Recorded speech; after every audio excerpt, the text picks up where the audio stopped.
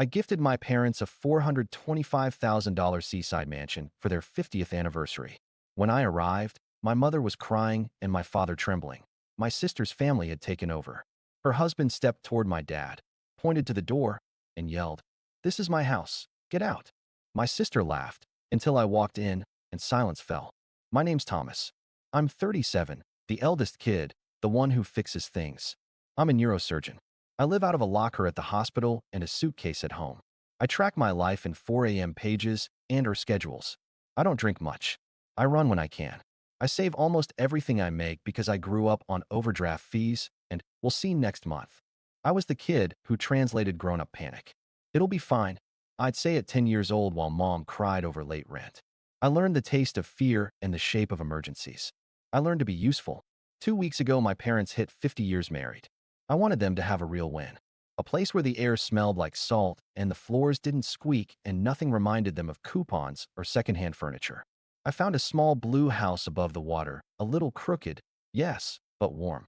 White deck, 2 palms out front. Windows that sing when the wind pushes in from the bay. $425,000.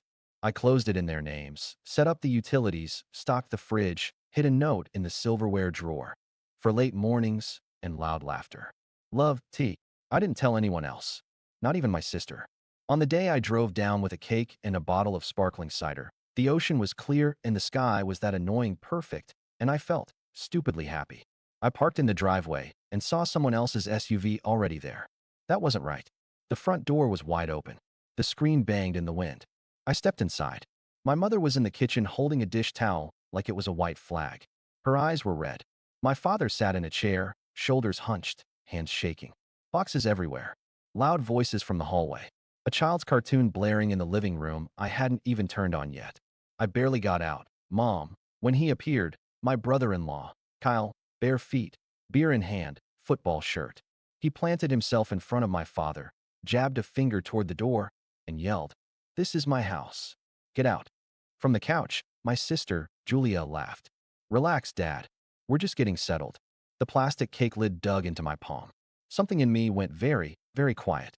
I should explain the backstory before the room I loved turned into a battlefield. Julia is 2 years younger.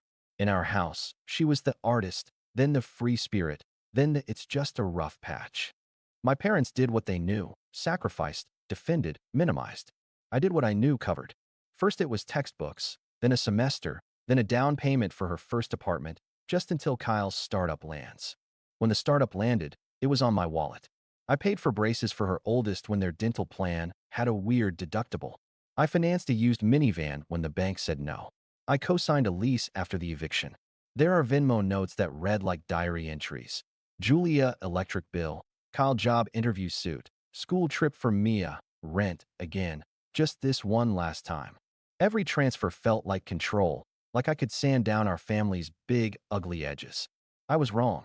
My parents helped too, in smaller, more bleeding ways.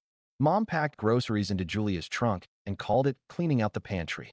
Dad let Kyle use his tools and get practice on repairs that ended up costing more to fix.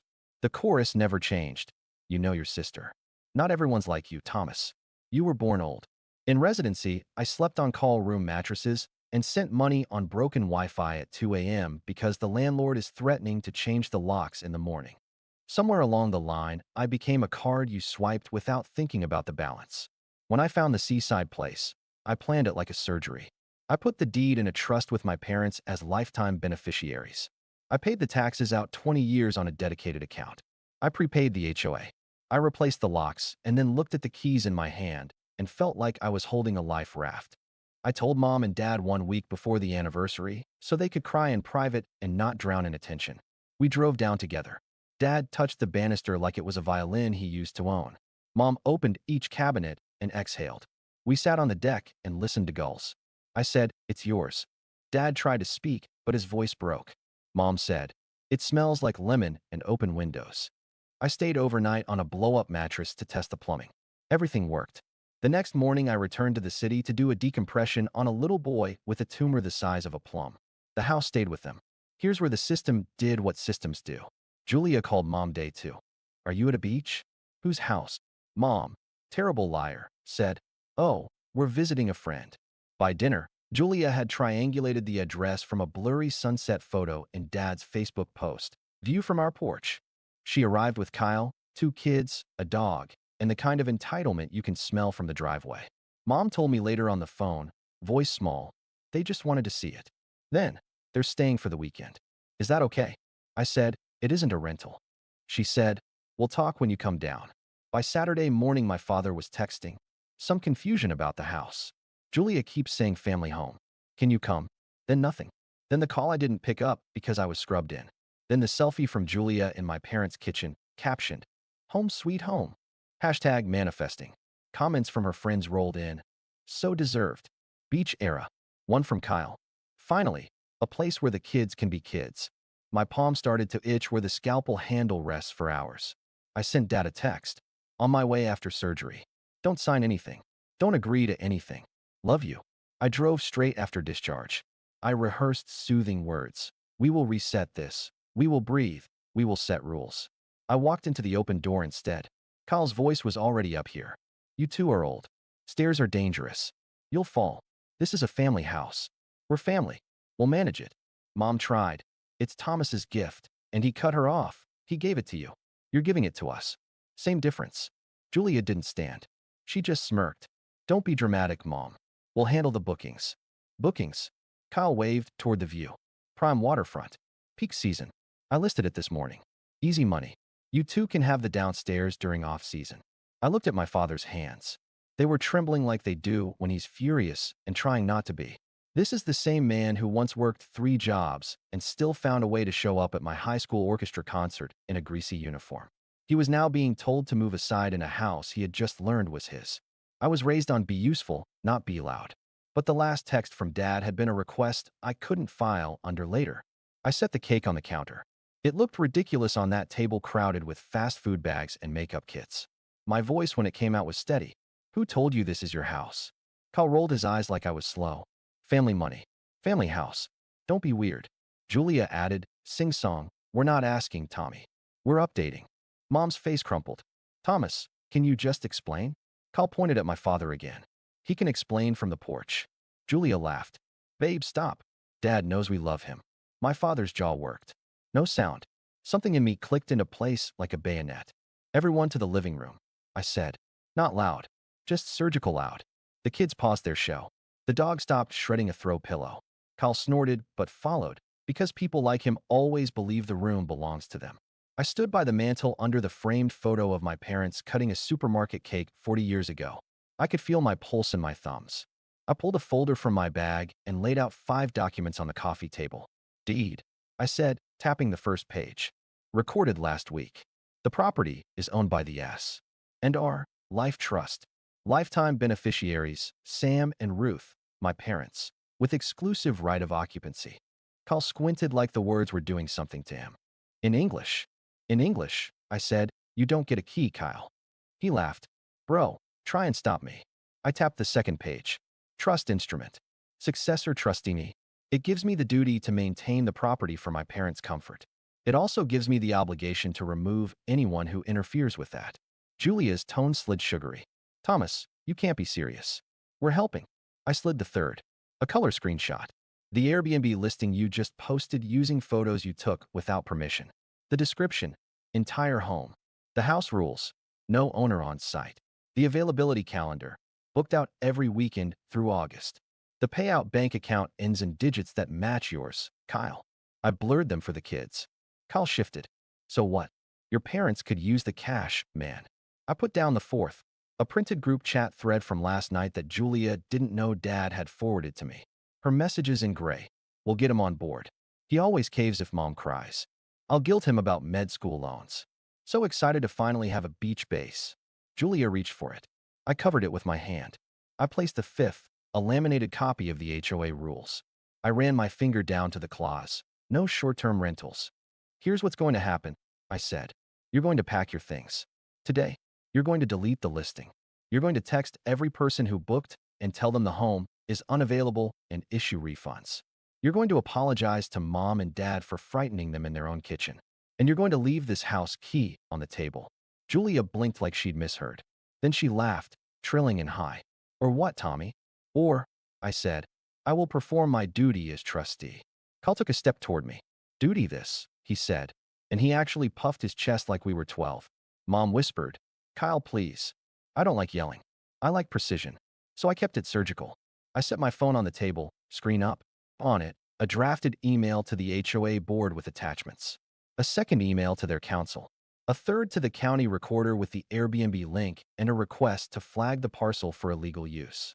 A text thread open with a locksmith named Victor who was parked 2 houses down because I called him from the highway when Dad sent that first some confusion. Kyle saw it and shuffled his weight. You wouldn't. I would, I said. And I already did. Julia reached for Mom. Mom, tell him. Tell him this is family. Mom didn't look at her. She looked at me. Thomas, she said, voice trembling. Do what you need to do. Kyle's face changed. He pointed to the door again. The same stupid gesture that had lit the fuse. Old man out. I stepped between Kyle and my father. My hands were steady because I've held brains that pulsed like birds. Point at my father again, I said quietly. And the only door you're going through is the one Victor is about to lock from the outside. Silence. Not even the cartoons. Julia tried a last angle. You're cruel, she said. You're abandoning your family. I exhaled. I am done being your wallet. That's not abandonment. That's a boundary. Kyle muttered. We'll see about that. He lunged for the folder, maybe to grab the deed, maybe to rip up paper like that could kill a trust. I simply picked up the papers, tucked them away, and turned to Dad. Dad, I said, would you like to stay in your living room? He swallowed. Yes. Then everyone who doesn't live here, go pack. No one moved. The doorbell rang. Victor, right on time. It took 3 hours because chaos always takes longer to unwind than to start. Victor changed the deadbolt while Kyle performed a quiet little tantrum in the driveway. Whisper yelling at Julia, kicking at the curb, calling someone to check a legal thing. The dog barked itself hoarse. The kids moved like embarrassed shadows, stuffing clothes into tote bags while half watching me as if I might explode. I didn't. I sat with Mom at the kitchen table and made tea in the kettle I'd bought. She kept dabbing her eyes with a napkin. I didn't want to tell you, she said. I thought we could smooth it. They came in so fast. They said it would be easier for us this way. No stairs for your father. Less to clean. They said they'd take over the hard parts. The hard parts are the parts that mean ours, I said. She nodded, a small, guilty nod I know from every time she apologized for the weather. Dad stared out at the water. I thought I'd be stronger, he said. I should have told them to leave. You called me, I said. That was the strong part. In the living room, I opened my laptop, connected to my hotspot, and forward canceled every illegal booking. I wrote each customer. Listing removed by owner. Refund issued. I attached the HOA rule for the one who threatened a review. I drafted a short letter to neighbors. You may have seen cars. There was confusion. There will be no short-term rentals at 24 Seaspray. Julia tried to reframe it at least 3 times. First pass. We were just excited for them. She sat on a packed suitcase, face arranged into soft hurt. I wanted the kids to be around their grandparents more. You know how you work. Second pass. It makes sense if you think about it. You're never there. They're getting old. We're the ones with energy. Third pass. When I didn't argue, didn't bite, she went for blood. You think money makes you the parent, Thomas. It doesn't. You buy things so you don't have to be a person. I bought a house for our parents, I said. I didn't buy a permission slip for you to steal. She flinched at the word, then went cold. We'll remember this, she said. I hope so, I said. Kyle refused to hand over the key. Come and take it, he smirked, which would have been cute if Victor hadn't installed the keypad lock 10 minutes earlier. I reached past Kyle, pressed 0-0-0-0, then reprogrammed it to a code Dad chose while Kyle watched all his leverage sink in the sea air. He tried another angle. You think you're clever with your papers, he said. I know a guy. I know the county clerk, I said evenly. And your guy is about to tell you a trust beats a tantrum. He stared at me like he was trying to decide if I was bluffing. I wasn't. When they finally carried boxes to the SUV, Julia paused on the porch. You could have just talked to me, she said. I have been talking to you for 10 years, I said. Her mouth tightened. You'll regret this when they need help and you're not around. I looked at Mom pouring tea. I looked at Dad's hand finally still on the armrest. I am around, I said. For them. They drove away. The dog yapped at the window like it had an opinion about property law. After they left, the house changed temperature. It was the same air, but not the same air. I could hear the ocean through the screen. I could hear my parents breathing. I went room to room with a trash bag. Picked up juice boxes and a plastic tiara and 2 socks that didn't match. I found a folded printout in the guest room drawer, Kyle's business plan. He'd estimated monthly profit at 5 times the HOA fine. In the margin, Julia had written, "Tom won't say no if Mom cries." I put the paper down like it was something sharp. Mom kept apologizing for the mess. I kept saying, "It's just crumbs." When the sun slid down, Dad took my arm. "Son," he said, "I don't know how to say this without sounding like I failed you both." "You didn't fail us," I said. "You gave us everything you had. Just, you gave too much to her for too long." "We all did." He nodded and didn't argue because it was true and the truth was a relief. I made a simple dinner. We ate on the deck. Mom told a story about her first apartment, the one with the mouse she named Bernard because he only came out on Sundays. Dad laughed the laugh I only hear when he's not being careful for everyone else. My phone buzzed like a nest of hornets. Text from Julia, "You made Mom cry." From Kyle, "Cease and desist, Dr. Boy." From an unknown number that turned out to be Kyle's cousin, "We're coming down next weekend, right?" We already invited people. I put the phone face down and ate my salad. That night, I set the alarm system. I installed a camera on the porch with a ridiculous smiling chime, so even my parents would like it. I put the codes in a folder labeled "Happy Things" with big letters my father could read without his glasses. I left copies of the trust, the deed, and the HOA rules in a drawer called "Boring Armor." On my way out, Mom stood in the doorway with her sweater pulled tight. "I'm sorry it came to this," she said. "I'm not," I said. "It needed to." The next week, everything wobbled like a table with one leg too short. Julia ran a loud campaign in the family chat. Thomas stole a house from the grandchildren. Screenshots poured in from cousins I barely speak to.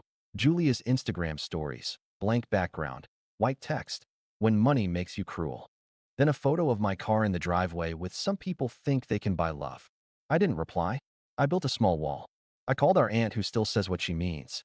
I explained, in simple lines, that the house belongs to my parents and will remain that way as long as they live. I asked her not to carry our pain like gossip. She said, "Finally, Thomas." And that was that. I wrote Julia and Kyle one email. Polite, firm, boring. I included 3 bullets. All contact regarding the house goes through me. You do not have permission to enter the property. Any violation will result in action from the HOA and our attorney. I CC'd myself. I CC'd nobody else. I set the email as an auto-response to any of their future messages about the house. I promised myself I would not negotiate with a story that always ends the same way. 2 days later, a notification pinged. "New booking request, see Spray Cottage." Kyle had relisted under a different account with a photo of the back deck. I forwarded it to the platform's trust and safety with the deed and trust attached. 10 minutes later, listing removed. User banned. I didn't feel triumph. I felt like a janitor at a stadium after a game, just doing the work. Dad called me one morning to say the house smelled like toast and salt and that he slept through the night for the first time in months. Mom sent a photo of her feet on the deck rail, ankles crossed, nail polish bright pink like when I was 5 and thought she was movie star beautiful. They looked light. In the background of all that softness, Julia kept scratching at the wall. She sent me a payment request in an app for emotional damages. She mailed my parents a letter that began, "As your primary caregiver," which was a sentence that had never been true. Kyle posted a meme with a syringe and a $sign like I stole organs for money. Their noise didn't change the air in the little blue house. One night, Julia called from a blocked number. I answered because I'm either soft or hopeful. She went quiet when she heard my voice. Then she tried a new tactic, a whisper. "Tommy, listen. We're behind. Kyle lost his contract. We're going to lose the apartment. The kids." I closed my eyes. There is a point where empathy becomes gasoline. "Julia," I said, "I will not discuss the house." "So money matters more to you than family," she snapped, mask back on. "Boundaries," I said, "are how I can be family and not a bank." She hung up. I let the silence sit like a patient in recovery, monitored, protected, painful in a healing way. 2 weekends later, I drove down early. Coffee in a thermos, stethoscope still around my neck from habit. The water had that flat silver look like it was resting between breaths. I fixed a sticky door hinge. I put tennis balls on the garage shelf at the right depth so Dad could pull the car in without bumping the wall. I labeled the breakers because Dad loves labels. Mom made pancakes, burned the first batch, laughed. We sat at the table and spoke about groceries, about the neighbor named Jan who leaves shells in a jar on the fence, about the pelican who refuses to be dignified. No one said Julia for an hour. It felt like a clean countertop. After breakfast, Mom touched my hand. I'm going to talk to your sister, she said. Not to argue. To say no. I'm not asking you to choose, I said, and I meant it. I'm not interested in that scorched earth thing where people declare winners. I wanted my parents to have a porch in peace. Mom smiled small. It's not choosing, she said. It's stopping the pretending. Dad cleared his throat. I should have taught that better, he said. I taught you to work. I didn't teach you to stop. You taught me to love and to stay, I said. I'm just learning the without being eaten part. He laughed, low, grateful. I walked the perimeter and tightened the gate latch. I checked the camera angle. I printed a little sign for the entry table. Welcome home, Sam and Ruth. It felt corny and exactly right. Later, alone on the deck, I thought about the headline my sister would write if she owned my story. I gifted my parents a house and ruined my family. That's not what happened. What happened is I stopped paying the troll under the bridge. What happened is I made a gift and then guarded it so it didn't become a weapon. I used to tell myself that handing out money kept the peace. It didn't. It kept the noise quiet while resentment fermented in the walls. Boundaries are louder at first. Then they're a hush no one can fake. The messages slowed. Julia pivoted to other audiences. Kyle found a new hill to throw a tantrum on. My parents started saying small no's that sounded like yes to their own lives. No, we can't watch the kids this weekend. No, we can't drive across town to fix your car. They started saying yes to early sandwiches, to naps, to pointing out boats with funny names. A month in, my niece, 16, all band tees and big eyes, sent me a DM that just said, "The house is pretty. Grandma looks happy there." I typed back, "Come visit with Grandma's permission. No bookings, just pancakes." She sent a laughing emoji and then, "Okay." A tiny truce with someone who didn't break anything. Last night, after a late case, I drove to the house because I needed to see it lit from the inside. Through the window, I could see my father reading in his chair, glasses slid down his nose, the same way he sat in our old apartment when the only light we had was the TV glow. Mom had a blanket over her lap and a puzzle on the table. The sound of the ocean climbed in and settled under everything like bass. I didn't go in. I stood on the sidewalk and let the quiet explain the point of all of this to me. Here's what I know now. Love is not covering someone's bad behavior with your body. It isn't congratulating chaos because the person causing it shares your blood. Love is a house with good light and doors that lock. Love is paperwork that holds when people don't. Love is telling your parents, rest, and telling everyone else, no, I am not their bank. I am not their scapegoat. I am not the emergency exit they pull when the fire they set gets hot. I am their son. A man with a job that asks me to be precise. A brother who finally learned that precision belongs at home, too. If my sister ever wants to stand on this deck and look at this water with our parents, she can. She can come with empty hands and an apology, not a business plan. She can be family without touching the thermostat. Until then, the house stands. The locks click. The gulls argue. The windows sing when the wind pushes in from the bay. Inside, my parents breathe easy. That's the moral if there is one. A gift should not cost you yourself. And a boundary is not cruelty. It's the way love keeps its porch light on without burning down the neighborhood.